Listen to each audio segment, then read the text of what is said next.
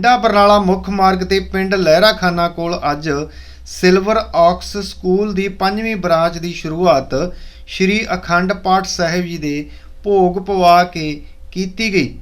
ਇਸ ਦੌਰਾਨ ਦੂਰੋਂ ਨੇੜਿਓਂ ਸੰਗਤਾਂ ਨੇ ਸ਼ਿਰਕਤ ਕੀਤੀ। ਭੋਗ ਉਪਰੰਤ ਵਿਸ਼ੇਸ਼ ਮਹਿਮਾਨ ਸਰੂਪ ਚੰਦ ਸਿੰਗਲਾ ਸੰਗਤਾਂ ਦੇ ਰੂਬਰੂ ਹੋਏ।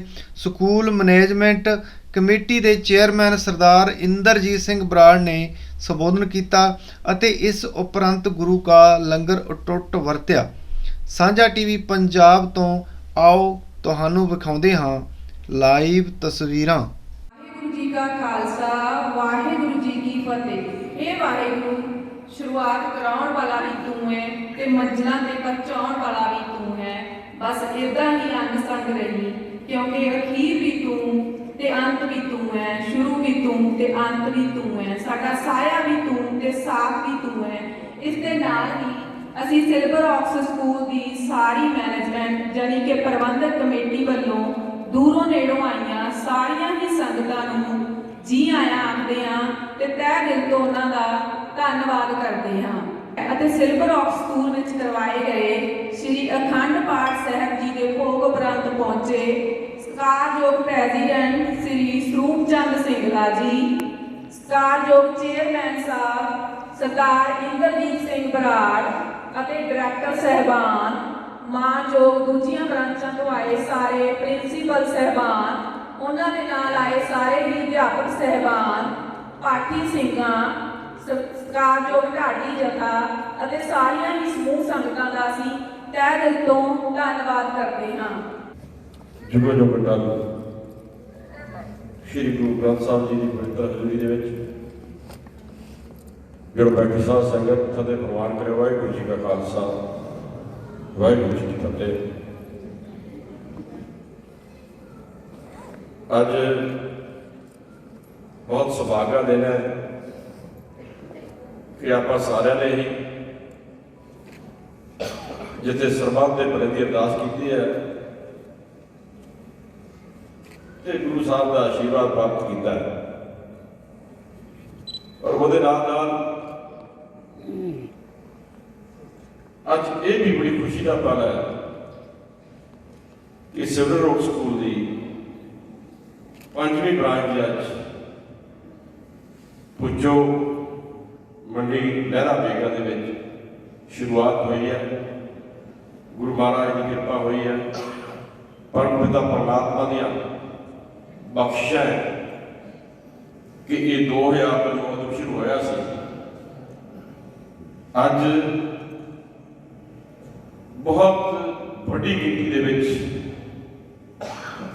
जिथे म्यारी एजुकेशन बच्चे ले रहे हैं तो उत्थे नाल टीचर सपोर्ट स्टाफ के सारे मैं कह सकता कि बहुत लोगों को बहुत बड़ा रोजगार का जो उपराला ये संस्था ने नाल होया है। ये गुरु महाराज की बात है। मैं यही कहना चाहूँगा कि अज तुहाडियां सारियां दियां असीसां नाल तुहाडियां सारियां दियां आशीर्वाद नाल मैनेजमेंट कमेटी के सारे ही स्टाफ वालों सारे टीचर साहबाना वालों तो जिहड़ा ना स्टाफ वालों दी कोशिशां दे कारण ही अज जिहड़ी 5वीं ब्रांच का शुरुआत हुई है। तो मैं यही तुहानूं कहना चाहूँगा कि अज सानू गुरु साहिबान ने गुरुओं के सामने खड़ के अज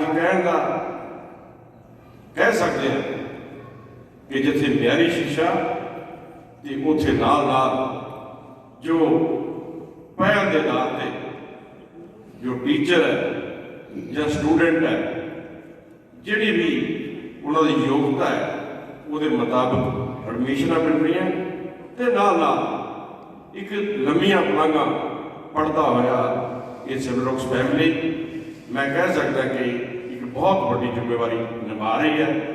और मैं यही बेनती करना चाहूँगा कि तुहाडे सहयोग तो बिना ये कदे भी संभव नहीं हो सकेगा।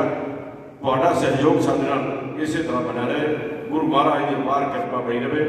तो दोनों नाल यही यकीन दिलाना है कि साडी जी पहले दिन तो कोशिश म्यारी सिक्ख्या और बच्चों को नैतिकता उहदे नाल जो साडियां समाजिक परंपरावां है तो उहदे नाल पहल के आधार के उत्ते ਜਿਹੜੀਆਂ ਹੈਗੀਆਂ ਜੋ ਟੀचर्स ਨੂੰ ਪ੍ਰਿੰਸੀਪਲ ਸਾਹਿਬਾਨ ਨੂੰ ਸਾਰਿਆਂ ਨੂੰ ਜਿਹੜੀ ਜ਼ਿੰਮੇਵਾਰੀ ਦਿੱਤੀ ਹੈ ਇਹ ਸਾਡਾ ਸਭ ਤੋਂ ਪਹਿਲਾ ਕੰਮ ਹੈ ਤੇ ਇਹ ਬਖਸ਼ਿਸ਼ਾਂ ਜਿਹੜੀ ਸੋ ਮੈਂ ਇਹਨਾਂ ਹੀ ਕਹਿੰਦਾ ਹੋਇਆ ਫਿਰ ਜਿੱਥੇ ਸਾਰਿਆਂ ਨੂੰ ਮੁਬਾਰਕਬਾਦ ਦਿੰਦਾ ਵਧਾਈ ਦਿੰਦਾ ਕਾਮਨਾ ਕਰਦਾ ਹੈ ਕਿ ਗੁਰੂ ਮਹਾਰਾਜ ਦੀ ਇਵੇਂ ਕਿਰਪਾ ਬਣੀ ਰਹੇ ਆਉਣ ਵਾਲੇ ਟਾਈਮ ਦੇ ਵਿੱਚ ਜੋ ਇਹ ਸਾਡੀ ਸੰਸਥਾ ਹੈ ਇਸੇ ਤਰ੍ਹਾਂ ਸਾਡੇ ਇਸ ਇਲਾਕੇ ਦੀ ਸਾਡੇ ਸਾਰੇ ਹੀ ਥਾਵਾਂ ਤੇ ਇਸੇ ਤਰ੍ਹਾਂ ਜੈ ਸੇਵਾ ਕਰਦੇ ਨੇ ਇਹਨਾਂ ਕਹਿੰਦਾ ਮੇਰਾ ਸਾਰਿਆਂ ਦਾ ਧੰਨਵਾਦ।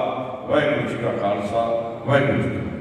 जुड़ बैठी सारी इस इलाके की संगत सलोक शुरुआत का सारे मेंबर साहबान दूरों नेड़ों आए साढ़े दोस्त मित्र पंच सरपंच पिंडों के मैं सारे जी कहना तो सारे बधाई देना कि इस इलाके में जो सिलोक स्कूल की मैनेजमेंट ने उपराला किया है तो जो परम वाहिगुरू जी के आशीर्वाद नाल सानूं ये मौका मिला ये कैंपस मिला मैं श्री गुरु ग्रंथ साहिब का बड़ा शुक्रगुजार करता मैनेजमेंट वालों कि सानूं बहुत ही आशीर्वाद आप सकता है जिदे करके भी असीं उपराला कर पाने।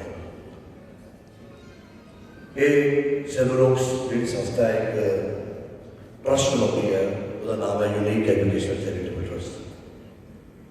ये ट्रस्ट की फॉर्मेशन सन 2000 हुई सी जिस कि असीं ये विजन लेके चले सी कि आने वाले 25 साल जो कि साड़ी पहली सिल्वर जुबली 2026 है उदों तक असीं इस इलाके दे विच कम से कम 10,000 स्टूडेंट्स को आपदे स्कूल्स दे विच इनरोल कर सकीए।